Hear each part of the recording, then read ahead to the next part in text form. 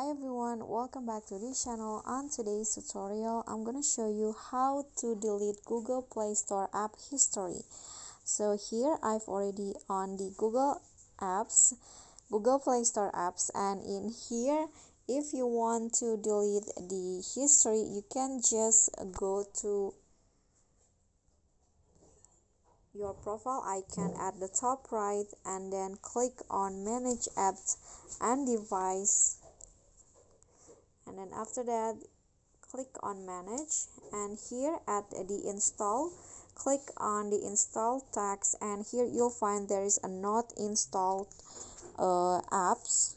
Just click on that, and here you'll find the list of apps that you've installed before in your phone but no longer there in your phone. For example, if you want to delete for example, I want to delete this one, and also this one's right here and this one. So just need to click on this trash bin icon at the top, and here you can just click on remove. So this is that there will be a pop-up question: remove selected apps. Removed app once appear here but can be installed again from the Play Store. So just click on remove, and just like that, the history will be deleted from your phone.